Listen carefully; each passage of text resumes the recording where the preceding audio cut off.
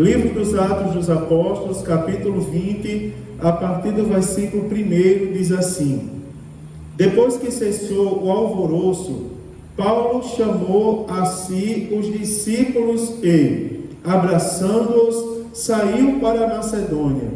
E, havendo andado por aquelas terras e exortando-os com muitas palavras, veio à Grécia.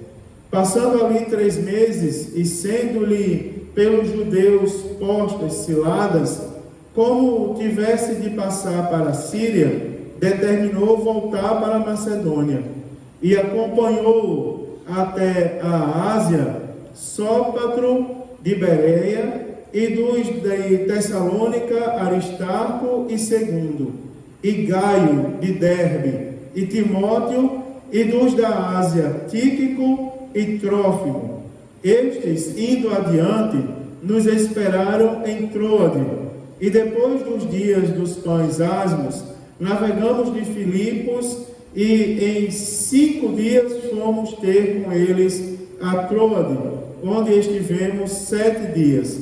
No primeiro dia da semana, ajuntando-se os discípulos para partir o pão, Paulo, que havia de partir no dia seguinte, falava com eles e alargou a prática até a meia-noite. Havia muitas luzes no cenáculo onde estavam juntos, e estando um certo jovem por nome Eutico, assentado numa janela, caiu do 3º andar, e tomado de um sono profundo, que se lhe sobreveio durante o extenso discurso de Paulo, e foi levantado morto. E Paulo, porém, descendo, inclinou-se sobre ele e, abraçando-o, disse: Não vos perturbeis, que a sua alma está nele. E subindo e partindo o pão e comendo, ainda lhes falou largamente até a alvorada, e assim partiu. E levaram vivo o jovem, e ficaram não pouco consolados. Nós, porém, subindo ao navio, navegamos até Açores, onde devíamos receber a Paulo, porque assim o ordenara, indo ele por terra. E logo se juntou conosco em Açores, e o recebemos e fomos a Mitilene. E navegando dali, chegamos no dia seguinte de fronte de Quios. No outro aportamos a Samos e ficamos em Trogílio. Chegamos no dia seguinte a Mileto, porque já Paulo tinha determinado passar diante de Éfeso para não gastar tempo na Ásia. Apressava-se, pois, para estar, se lhe fosse possível, em Jerusalém no dia de Pentecostes. Amém, irmãos? Amém. Meus amados irmãos, em continuidade, nós vimos no capítulo 19, semana passada, nós estamos analisando a 3ª viagem missionária do apóstolo Paulo, e vimos várias coisas acontecerem aqui. Por exemplo, os milagres que eram operados através do apóstolo Paulo. E nós fizemos um comparativo entre os que servem e os que são ambulantes. Também semana passada nós falamos aqui sobre várias outras verdades acerca da 3ª viagem do apóstolo Paulo. Nós falamos, por exemplo, com os irmãos acerca do tumulto que os judeus preparavam para o apóstolo Paulo e a maneira como Deus cuidava do apóstolo Paulo, dissipando aquele tumulto, e aquilo não dava em nada. Agora no capítulo 20, eu quero destacar hoje 3 coisas com os irmãos. Primeiro, o tumulto por parte daqueles que deveriam ajudar. Segundo, o sono da indolência de um rapaz chamado Eutico. E depois eu quero falar com os irmãos sobre a importância da obediência. Os irmãos observam que na semana passada eu falei inclusive de amigo, e eu disse: amigo não é aquele que bate nas suas costas, e que supostamente convida você a uma suposta verdade. Amigo é aquele que lhe aproxima de coisas boas. Por exemplo, você quer conhecer um amigo na igreja? Você analise se aquela pessoa está lhe levando à presença de Deus ou não. Algumas pessoas se enganam, por exemplo, quando alguém vem fofocar para elas. Aí dizem assim: não, é meu amigo, está abrindo meus olhos. Não. Uma pessoa que abre seus olhos, ela lhe leva para longe, por exemplo, da fofoca. Não é? Ele lhe leva para perto das coisas de Deus. E eu falei isso para os irmãos, não sei se os irmãos lembram, baseado na verdade de que o apóstolo Paulo queria discutir, mas os amigos do apóstolo Paulo não deixaram ele ir até o teatro, protegeram, guardaram. E isso é muito importante, irmãos. Inclusive, quando alguém pergunta para a gente qual é a igreja ideal que a gente deve frequentar, eu sempre tenho cuidado de dizer: a igreja ideal é aquela igreja que lhe aproxima de Deus. Analise as ações da igreja, a programação da igreja. Se ela lhe aproxima de Deus, então ela é uma igreja digna de ser frequentada. Se é uma igreja que ama a palavra, que os louvores são para Deus, louvores a Deus, irmãos. Tem vezes que a gente tem que ser quadrado. Por exemplo, Deus não está esperando ninguém tocar chip para Ele, não. Está esperando tocar e cantar hinos de louvor e adoração ao nome dEle. Né? Eu digo porque eu chamei alguém para cantar aqui uma vez e o rapaz falou: pastor, eu posso cantar chip? Eu digo: rapaz, você nem o que é isso. Cante hino de louvor a Deus. Eu quero ver o povo da minha igreja glorificando, exaltando, né? Pulando na presença de Deus até, mas eu não quero negócio de chip, não. Vai com essa história, não. Não é, irmãos? É verdade. Eu não quero moda, não. Eu quero a adoração a Deus. E, irmãos, em continuidade, a Bíblia diz que logo depois, quando cessou aquele alvoroço, nós temos aqui, um exemplo do amigo. O amigo que aproxima a pessoa de Deus, às vezes ele não vive agarrando as pessoas, mas ele se preocupa com as pessoas. Você percebe que o fato de nós virmos à igreja é sinal de que nós somos amigos das pessoas que estão na igreja. Por exemplo, as irmãs do círculo de oração, elas têm o círculo de oração, tem o seu dia de funcionar, e a partir daquela reunião das irmãs, elas formam um conjunto para cantar na igreja. Se as irmãs amam e são amigas da igreja, elas vão valorizar o cantar no conjunto do círculo de oração. Quer identificar um amigo? É porque ele valoriza aquelas pessoas que ele cuida das pessoas que estão em sua volta. Não, eu vou para lá, eu vou cantar no meu lugar, no conjunto. Por quê? Porque eu estando no conjunto, eu vou ajudar uma pessoa que talvez esteja fraca e esteja no conjunto precisando de uma palavra da parte de Deus. Os irmãos que são obreiros, quer ver um obreiro que é amigo da igreja? É um obreiro que está empenhado naquilo que Deus confiou nas suas mãos. Ele não abre mão, ele não murmura, é difícil, mas ele está lá, empenhado, lutando, porque ele é amigo. Sabe por que eu estou dizendo isso? Porque o apóstolo Paulo, depois que cessou essas coisas, depois que cessou o alvoroço, aí a Bíblia diz: Paulo chamou a si os discípulos, ou seja, os servos de Deus, os que são seguidores de Jesus Cristo, e a Bíblia diz que, abraçando-os, saiu para a Macedônia. Ou seja, ele chamou os servos de Deus e abraçou. Ele demonstrou: me preocupo com vocês, eu tenho carinho com vocês. Agora, primeiro foi necessário passar pelo alvoroço. Já você está entendendo o papel do amigo? O papel do amigo é aquele que diz assim: está lá você caminhando todo feliz, está lá um buraco e você não está vendo. O amigo vai pegar no seu braço e vai dizer: saia daí, porque tem um buraco e você vai cair. Ninguém gosta de ser advertido, mas por causa daquela advertência, você não caiu no buraco, porque tinha um amigo olhando para você, cuidando de você. Cuidando, eu estou falando de vida espiritual. Primeiro vem a exortação, vem ali o cuidado, as palavras de advertência. E depois, irmão, aqui vem o abraço. A Bíblia diz que há tempo determinado para todo propósito.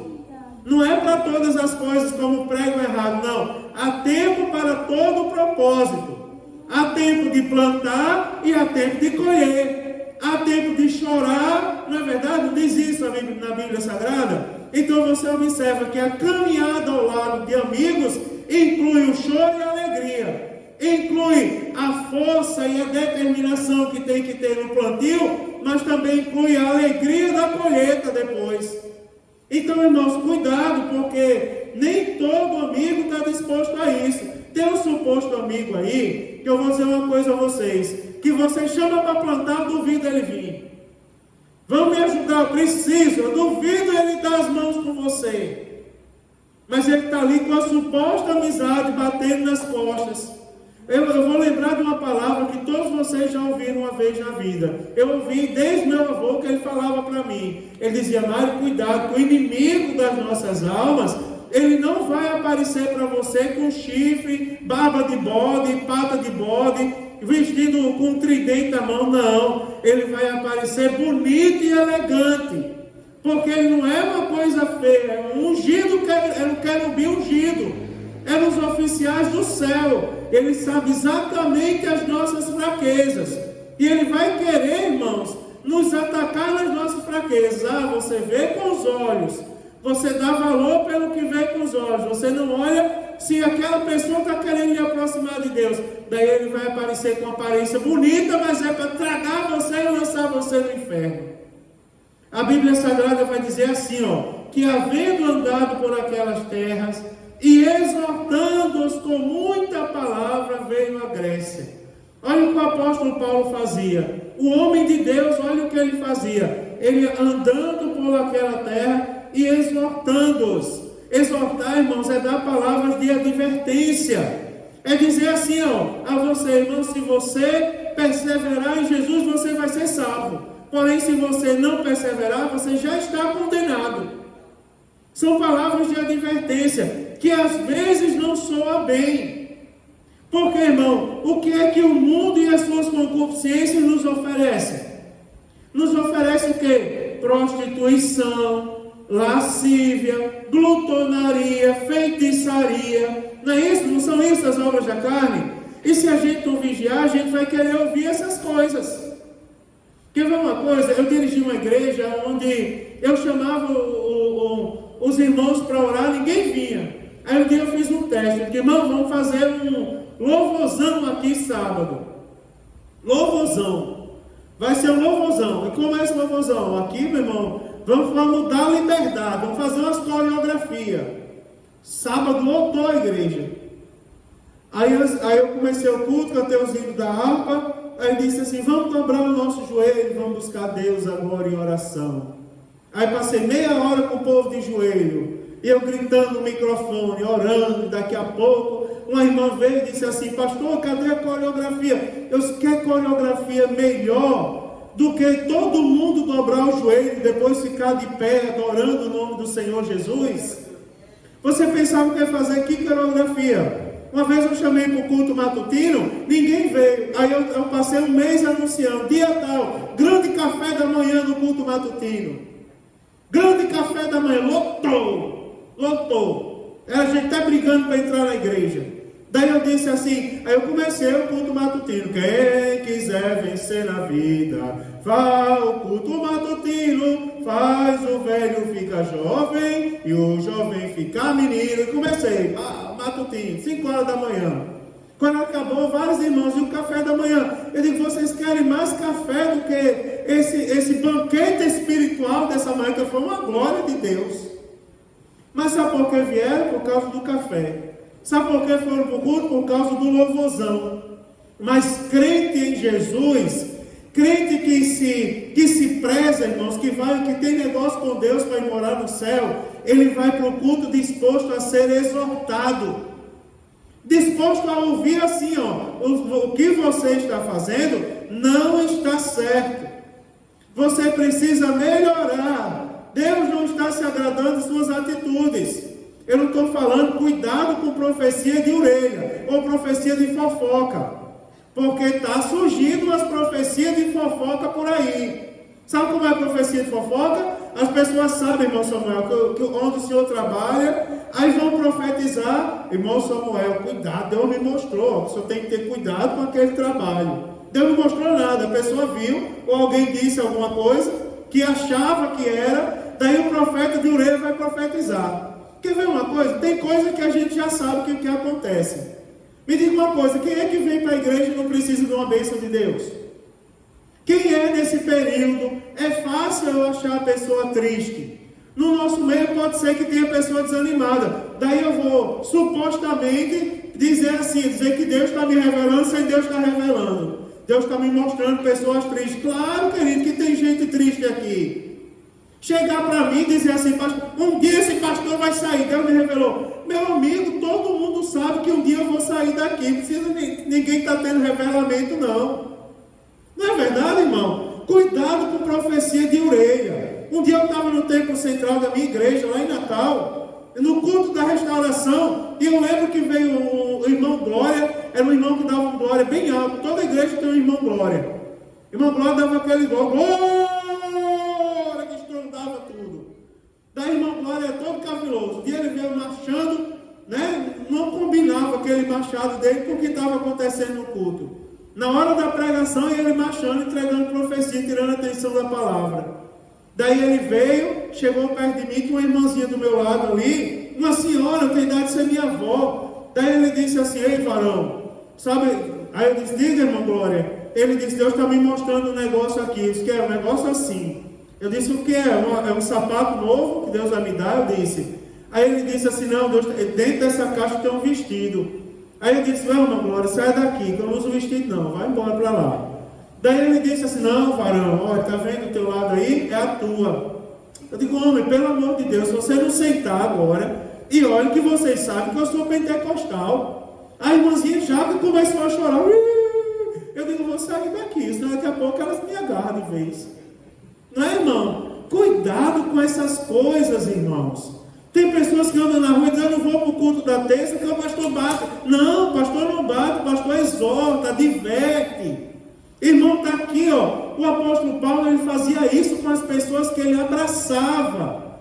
Não era com qualquer pessoa, irmãos.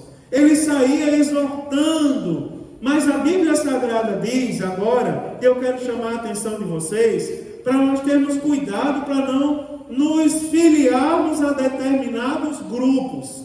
Eu estava pensando em casa, porque o versículo 3 diz assim, passando ali 3 meses e sendo-lhes pelos judeus postas ciladas, o apóstolo Paulo chegou ao ponto de fazer de conta que ia para um lugar e ir para outro, porque os judeus estavam perseguindo ele para colocar ciladas. E eu estava pensando nisso, não era para os judeus estar ajudando o apóstolo Paulo? Não eram seguidores da lei? Não eram pessoas que interpretavam a lei, que estavam nas sinagogas, supostamente agradando a Deus? Mas no lugar de ajudar aquele que estava anunciando os céus, eles estavam armando ciladas. Você observa, o pior obstáculo que a gente enfrenta, muitas vezes, não é com as pessoas de fora, irmão, é com as pessoas de dentro. São as pessoas de dentro que o maior levante na nossa vida, muitas vezes. Não são, às vezes, a maioria das vezes, a gente está preocupado e chorando, não é para Jesus nos livrar da marginalidade, não. O Senhor me livra de uma pessoa da minha casa, de uma pessoa que come na minha mesa, que está do meu lado, que deveria estar no mesmo propósito que eu, mas está, no entanto, sendo um empecilho. Está aqui, irmão, a gente tem que ter cuidado, cuide para que você não seja empecilho. Cuide para que você seja bênção, irmãos.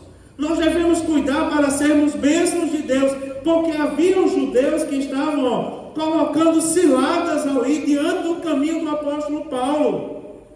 Irmãos, não eram pessoas de oração? E cadê essa oração que não surte efeito na santidade? Não eram pessoas não são pessoas que abrem, que levantam a mão e dizem que estão sentindo a presença de Deus, que muitas vezes falam línguas estranhas e estão armando ciladas. Como é que pode, irmãos? Vocês acreditam que eu já estive em lugares que a acepção de pessoas era tão grande que ele chegava a ponto de dizer assim, ó, fazia uma fila, vem aqui, faça uma fila para receber bênção. E vinham as pessoas e começavam, eu estava num culto como esse, era uma campanha de oração, eu ia pregar, mas antes da pregação fizeram a oração da campanha. Faça uma fila aqui nos 2 corredores, vem o povo vindo aqui e a gente vai abençoar, o que Deus mandar eu falo. Daí o irmão que foi orar, ele chegou ao ponto de fazer assim, ó, irmão fulano, Deus está mandando uma casa para você. Irmão Cicrano, Deus está dizendo que você vai receber tanto na conta, falta para testemunhar. Irmão Cicrano, a porta vai se abrir. Daí veio o irmão, não, você não tem nada para você não, pode sentar. Aí vinha outra, para você também não tem não, sente. Você não faz parte de nada aqui da igreja, Deus não está mandando bênção para você não. Eu digo, meu Deus do céu, são judeus que estão colocando ciladas. Que é bênção maior, irmãos, do que você tomar conhecimento que você está no caminho certo? Que é bênção maior do que você deitar sua cabeça de noite no travesseiro com o coração limpo e tranquilo? Obrigado, Jesus, porque se eu estava errado, o Senhor me deu a oportunidade essa noite de eu me consertar, e eu tenho certeza de que se o Senhor voltar agora, eu vou também para a eternidade, vou morar no céu. Que é bênção maior do que essa? Está ali, irmãos, judeus que atrapalhavam. Tome cuidado, irmãos, para você não ser empecilho. Não, minha função não é atrapalhar, minha função é ser bênção. Minha função é dar glória a Deus. Eu aprendi a ouvir a voz de Deus. Eu sei que vocês aprenderam também. Deus não escolhe, irmãos, quem veste bonito ou veste feio. Eu tenho faculdades. O apóstolo Paulo tinha, e em nenhum momento ele desprezou as faculdades dele. Pelo contrário, ele utilizou a favor do reino de Deus. E agora eu vou dizer uma coisa para vocês. Para eu pregar aqui, eu não levo em conta nenhuma faculdade. Senão eu estaria pregando em grego para vocês. Senão eu estaria aqui pregando talvez em francês e alemão. Não, Deus não precisa disso não. Deus precisa que a gente abra a Bíblia, leia a Bíblia Sagrada, está aqui, ó. E passando ali 3 meses, sendo os pelos de Deus posta cilada, ele fez de conta que ia para um lugar e foi para outro, para se livrar daqueles que estavam atrapalhando. Sabe o que Deus espera da gente? É que a gente ainda olhe um nos olhos do outro e diga assim, irmão, persevere para andar no caminho certo. Pronto, é a palavra de Deus, é o Evangelho sendo pregado. Está aqui, meu irmão, é o Evangelho sendo anunciado. Agora, olha que coisa bonita, olha o versículo de número 6. Porque o versículo de número 6 diz assim, e depois dos dias dos pães asmos, navegamos de Filipos, e em 5 dias fomos ter com eles em Troade. Preste atenção que o apóstolo Paulo, ele mandou toda essa turma do versículo 4 que o acompanhava, se adiantar e esperar em Troade. E ele ficou ali, ó, participando dos dias dos pães asmos. Os irmãos lembram qual é o significado dos pães asmos? Está lá no livro do Êxodo, né? Também no livro do Levítico. Quem está na leitura da Bíblia leu sobre isso. Né, irmãos? Os pães asmos foi celebrado quando o povo saiu do Egito. Poucos dias depois da Páscoa. Saíram do Egito e Deus disse assim, agora façam pão sem nenhuma levedura e comam esse pão, né? O fermento, o pão que eles trouxeram com o material que eles trouxeram do Egito, mas façam logo o pão antes que ele levede. A levedura significava o quê? O fermento do pão significava o pecado, e Deus diz, faça o pão sem fermento, ou seja, faça o pão sem pecado. Vocês não precisam do fermento do Egito. Tem que fazer o pão com aquilo que Deus deu para vocês. Você observa, passou o tempo, os judeus continuaram e continuam até hoje, utilizando os pães asmos no dia da Páscoa. Porque fazem pão sem levedura, para lembrar que Jesus deve ser lembrado em corações puros. Agora você observa que o apóstolo Paulo, ele dava valor às festas, às lembranças, às memórias da casa de Deus, da Bíblia Sagrada, conforme determinado na lei. Quer ver uma coisa? Deixa eu explicar para os irmãos, assim, para ser bem claro. É como se alguém dissesse assim, ou dissesse ao apóstolo Paulo, o senhor vai viajar, o senhor tem que ir de volta à Macedônia? Agora espera aí um momento, é porque vai ter Santa Ceia sábado. Aí foi o que o apóstolo Paulo fez: pode ir na frente, eu vou esperar primeiro a Santa Ceia. Ou seja, ele participou das festas dos pães asmos antes de partir. Você está entendendo? Antes de qualquer outra coisa, qual era a prioridade do apóstolo Paulo? Se purificar dos pecados, dar valor às coisas de Deus. Irmãos, Deus tem que estar em primeiro lugar na nossa vida. Tem que estar, meu irmão. Faz tempo que as pessoas não me dizem isso. Se tiver uma festa e tiver a Santa Ceia, o que você vai escolher? Primeiro eu vou para a Santa Ceia. O meu compromisso é com Deus. Se der tempo ir para a festa, eu vou. Se não der, não deu, mas eu estou feliz. Não é porque eu fui para uma festa qualquer, não. É porque eu fui participar do memorial a Jesus Cristo. E esse memorial é uma ordenança.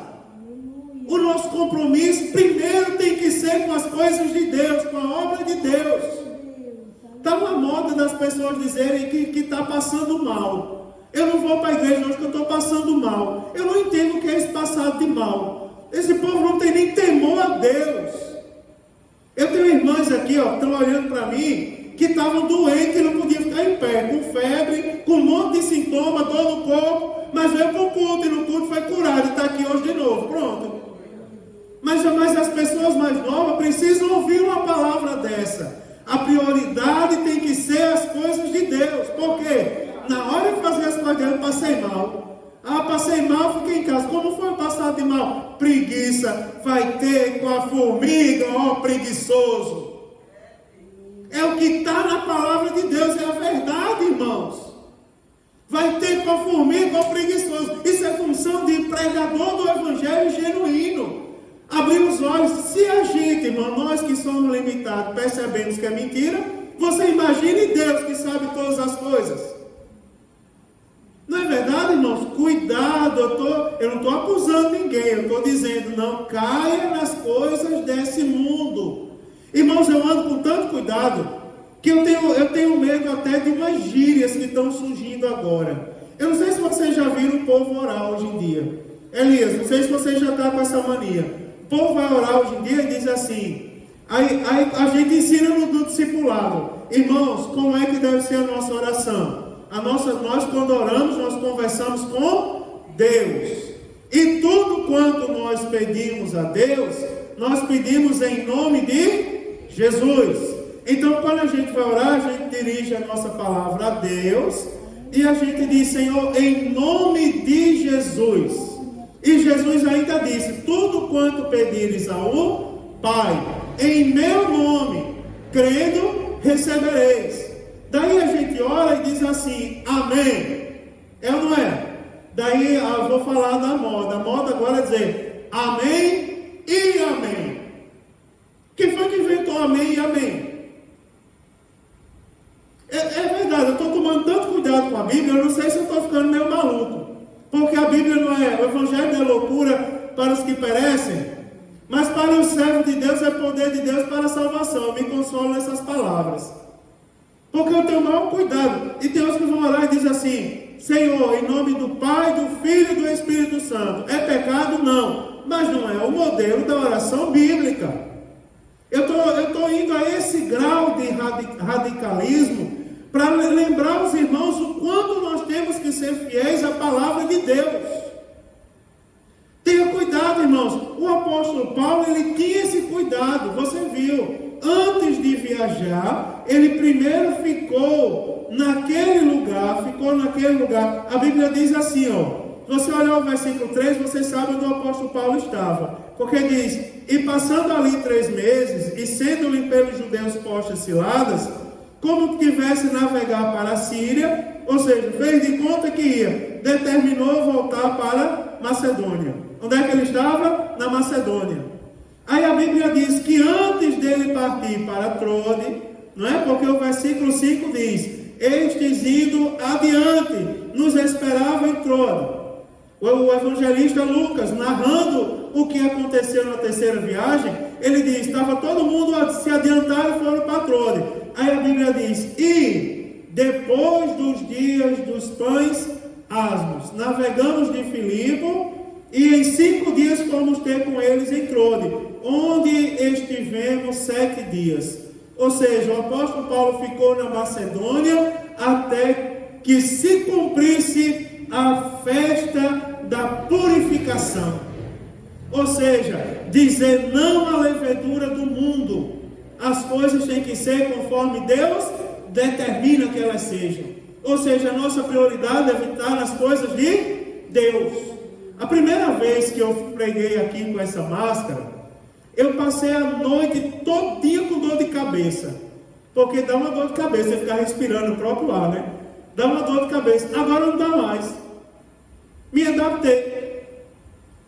Pronto, faz de conta que a única coisa que eu estou sentindo falta é do meu óculos, que é se botar embaça. Eu falando aqui embaça. Já hoje eu saí de óculos, aí lembrei e fui lá guardar o óculos. Não é? Mas me acostumei, pronto. Não é uma coisa bonita que Deus colocou na nossa vida? Priorizar as coisas de Deus e as demais coisas, a gente se adapta. Está aqui, irmão, qual é a minha prioridade? Ensinar os irmãos em conformidade com a Bíblia. As demais coisas Deus adapta.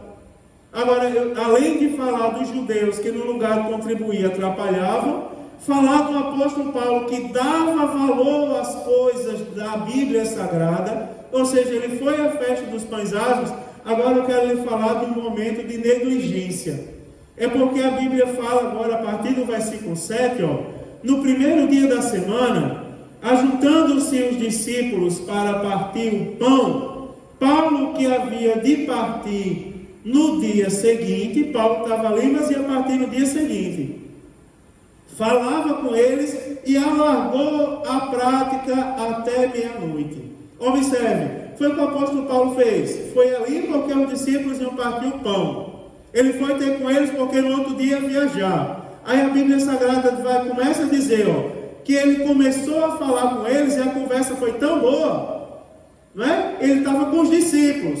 E crente que se preze dá valor às coisas de Deus, dá valor a conversas que edificam. A Bíblia é sagrada. Olha, eu não vou entrar nessa linha hoje, mas novamente eu vou dizer, uma vez eu ouvi alguém falar assim, a nossa vida é para a igreja. A gente vive na igreja, de manhã está na igreja, de tarde está na igreja. Não, tem que ter um momento sem igreja, tem que ter um momento onde a gente muda as vestes e vamos, né? Não, irmão. A Bíblia Sagrada não abre essa brecha. Você observa, é só um exemplo, eu não vou entrar por esse caminho hoje, mas você vai observar que o apóstolo Paulo, a conversa era tão boa que ela se alargou até a meia-noite. E a Bíblia diz, e havia muitas luzes no cenáculo onde eles estavam juntos.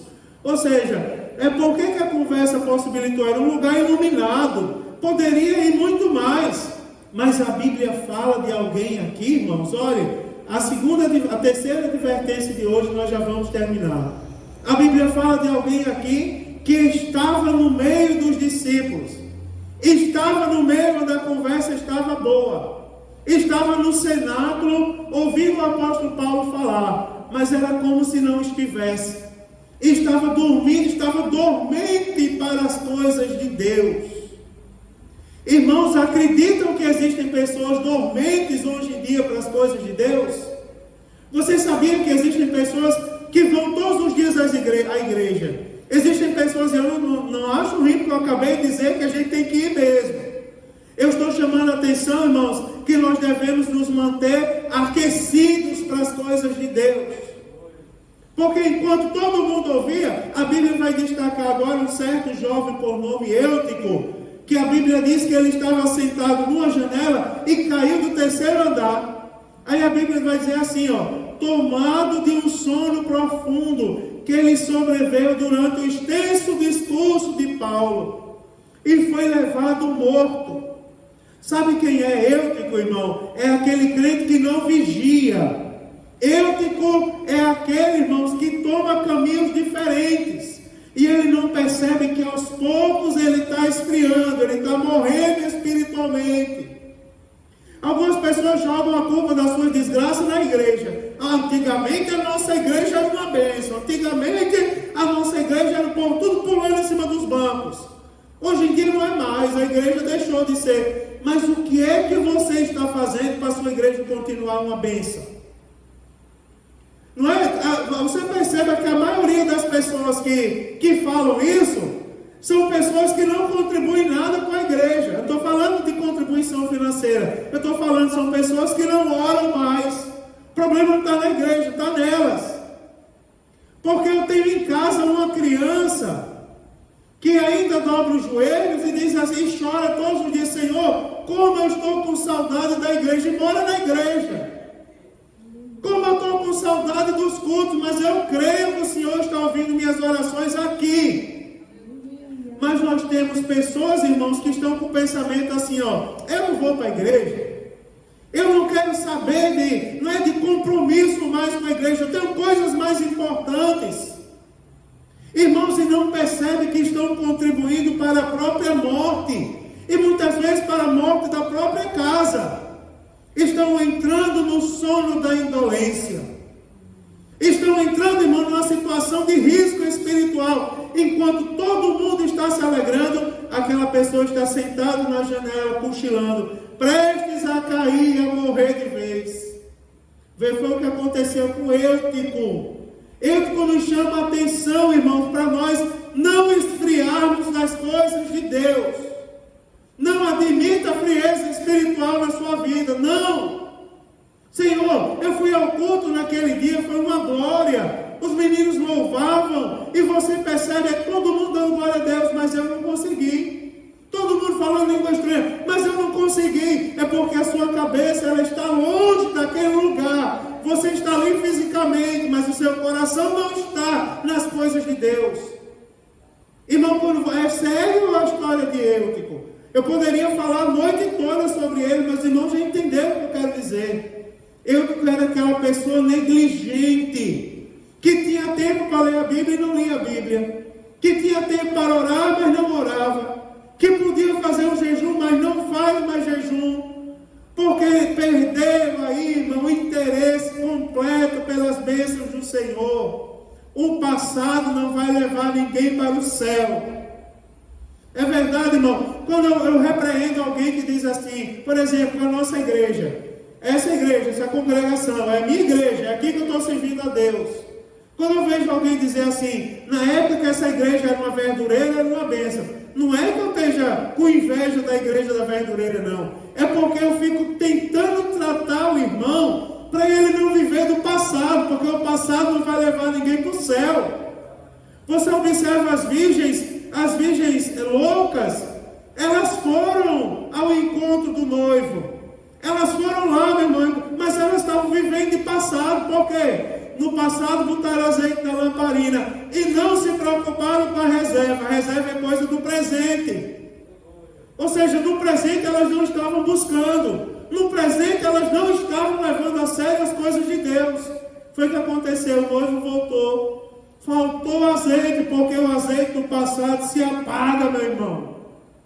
Se apaga. Se não botar azeite no presente, a lamparina não vai continuar acesa. Eutico era uma pessoa que talvez vivia do passado, porque ele foi onde os discípulos estavam. Ele ouviu o apóstolo Paulo falar. Agora qual é a diferença? É que Eutico começou a dormir. Às vezes eu vou pregar nos congressos aí fora. Esse ano está difícil pregar em congresso, né? Está tudo cancelado. Mas às vezes eu vou pregar em congresso e eu observo a gente pregando e aquela glória de Deus tomando conta da igreja. E aqui e ali você vê alguém no meio da glória cochilando. No meio da glória, alguém com o olho arregalado olhando para você. Um dia eu pregava eu falando sobre a glória de Deus. Aí eu disse, recebam cada chá de Deus. Uma das poucas vezes que eu falei uma palavra do original. E eu falava sobre a glória de Deus e tal. E Deus derramou uma glória tão bonita naquele congresso. Eu lembro aquilo ali, meu irmão. Mas eu olhava, tinha um rapaz lá atrás assim, ó, com o olho arregalado para mim. Vem cá, eu quero orar por você. Ninguém nem percebeu que o povo estava dando glória a Deus. Ele veio com ele arregalado, disse: Jesus, tira todo o pecado da vida desse rapaz agora. Em nome de Jesus, Senhor, te peço pela vida dele. Sai, pecado! O cara caiu no chão, voltou ciscando para lá. Daqui a pouco eu olhei e Deus estava renovando ele. O sono foi embora. A negligência saiu naquela hora. Irmão, não precisam chamar ninguém aqui. Mas se tiver alguém aqui que não está, eu acredito que todos, senão não vinha ao culto de terça-feira, né?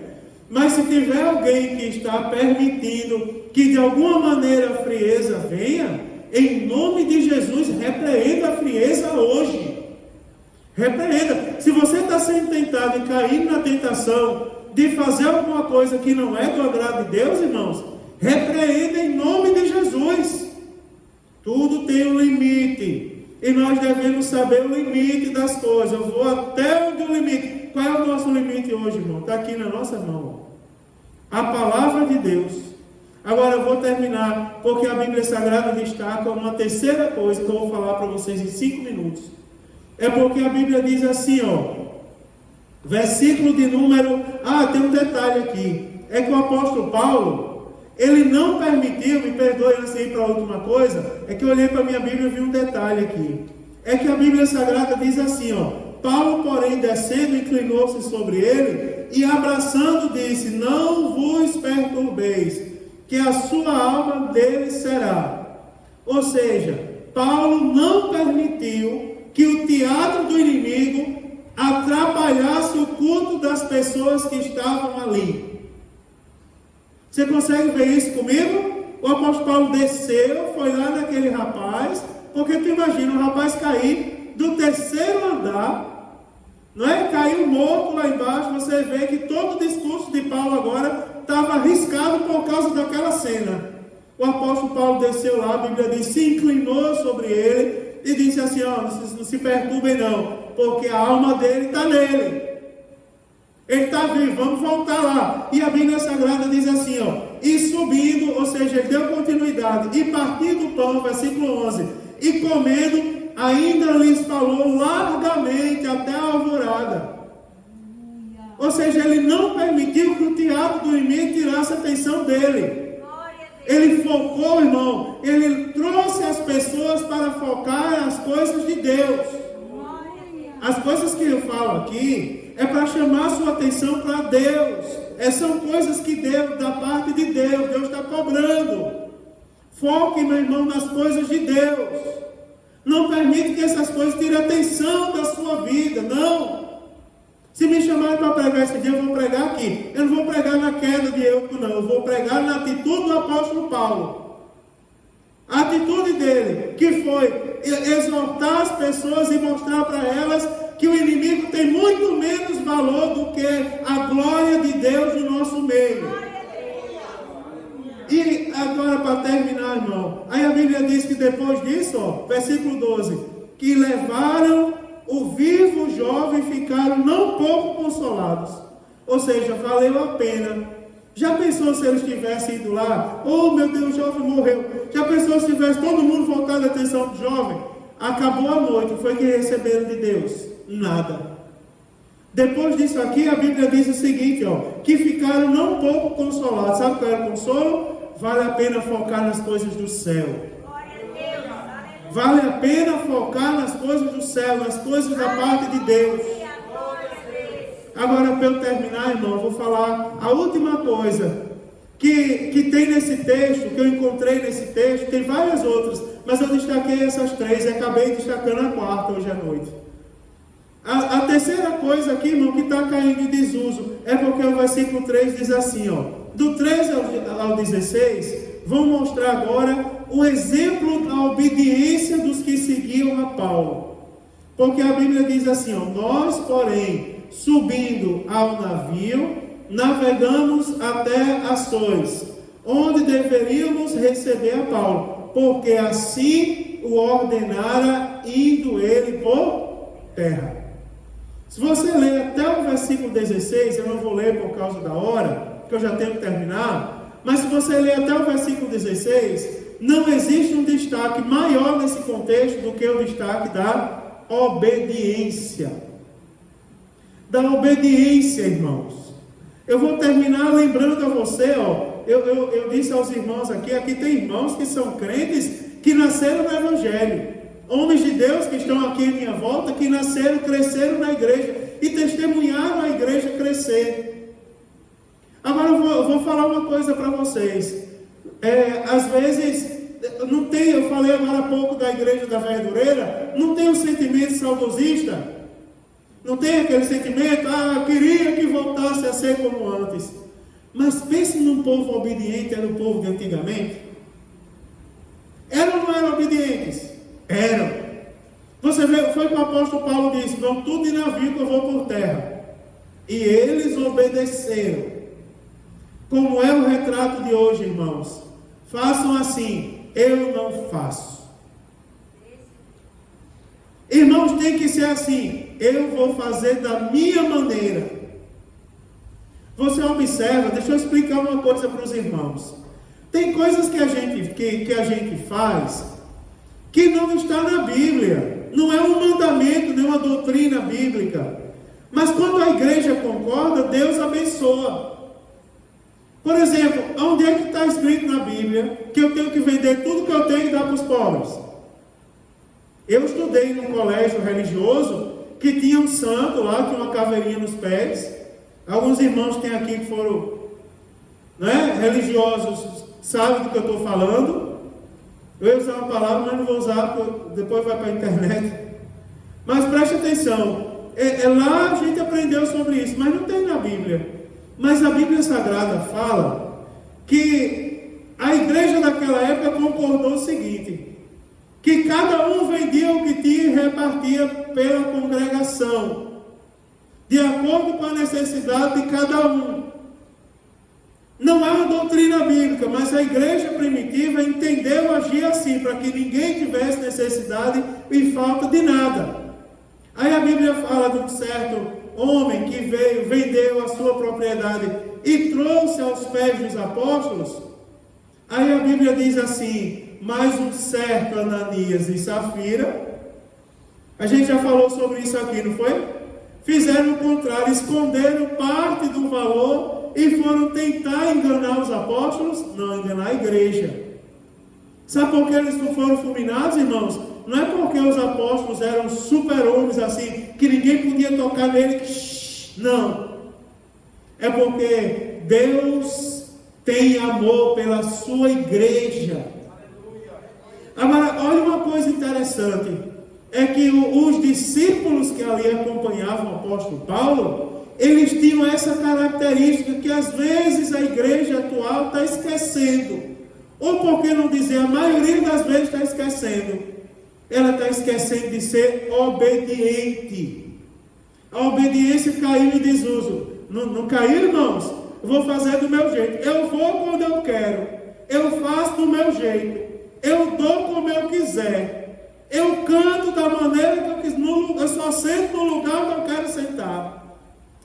Jesus não está aprovando isso, irmãos. Se essa palavra nos serve de exemplo, nós devemos refletir de como está a nossa obediência. Como crentes, irmãos, nós temos ou não ser obedientes? Me diga uma coisa, agora vamos para o sentimento saudosista. Os irmãos que nos antecederam na igreja, eles foram ou não obedientes? Eu vou me arriscar a citar nomes aqui com todo respeito, diante de Deus. Eduardo, seu pai era ou não era um homem obediente? Eu duvido, eu não conheci, com todo respeito à memória, está ali a irmã Marilene, todo respeito à memória de seu esposo, eu não conheci, mas seguramente, irmãos, não é um anjo que está falando no meu ouvido não, mas seguramente, quantas vezes ele não fez a obra de Deus contrariado, porque ele queria fazer de um jeito que ele sabia que era certo, mas alguém mandou ele fazer de outra maneira, e simplesmente ele obedecia. Me diga uma coisa, quer ver? Eu vou pegar outro exemplo. Irmão Samuel, não conhecia a sua sogra. Não conhecia, acho que a irmã era Rosinha também, né? O nome dela? A irmã Rosa, não conheci. Mas eu ouvi falar Quantas vezes, talvez o Senhor tenha testemunhado, ela não queria fazer, mas fez por obediência. Aconteceu ou não isso? Algumas vezes talvez eu tenha testemunhado, e já que é crente desde de berço, sabe, já viu isso muitas vezes acontecer. Agora quer ver o que é mais impressionante?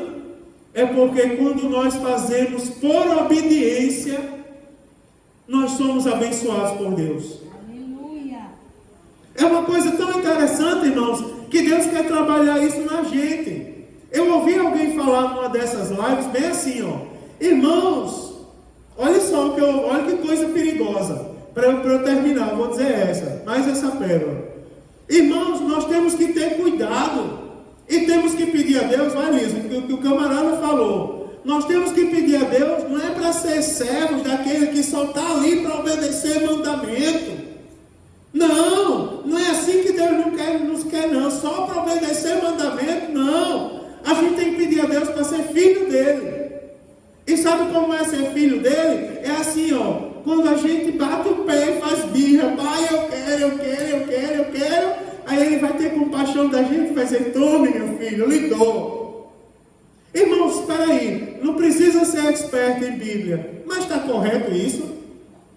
Quem é o crente, irmão Samuel, que quer agradar a Deus, que não tem que andar em conformidade com a Bíblia Sagrada? Quem é o crente que quer agradar a Deus, que não tem que obedecer mandamento? Lá no Nordeste tem um prato chamado galinha cabidela. Quem conhece, alguém que conhece, já comeu galinha cabidela? Está lá, ó, pernambucano velho, Jaziel. Já comeu galinha cabidela. Irmão Luciene, lembra disso ainda?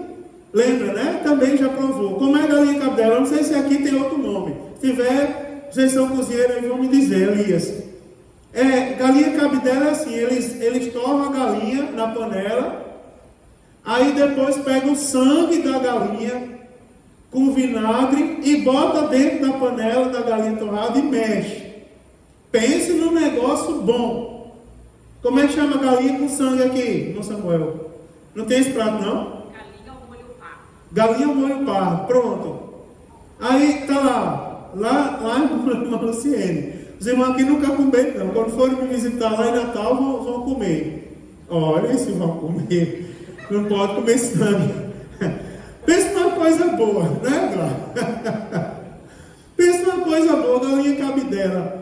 Mas lá em casa o povo era doido por isso. Aí às vezes eu ligo para minha mãe, aí ela diz assim: meu filho, me deu uma vontade tão grande hoje de comer uma galinha cabidela. Ela disse: eu cheguei até a encomendar o homem que vende galinha. Eu digo: traga uma cabidela que é para eu botar na galinha. Traz um sanguezinho com vinagre. Mas quando chegou na hora que eu preparei a galinha, que eu olhei para aquele negócio de sangue, eu disse: não, está na Bíblia. Não é para comer sangue, não.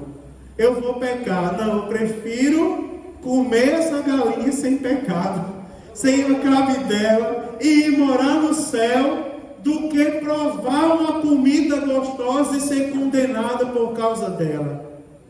Porque a Bíblia diz assim, irmãos, que se não é por fé, não faça, porque é pecado. Não é verdade, irmão? Eu estou falando isso para dizer aos irmãos que os mandamentos às vezes doem. Eu imagino a cara do meu pai olhando para aquele negócio de sangue com a boca cheia d'água. Eita, vou comer uma galinha cabidela. De repente ele lembra e diz: não vou comer não, porque é pecado. O estômago está pedindo, né? Eita, coisa boa. Mas a fé, meu irmão, está aqui aos mandamentos, eles dizem que não.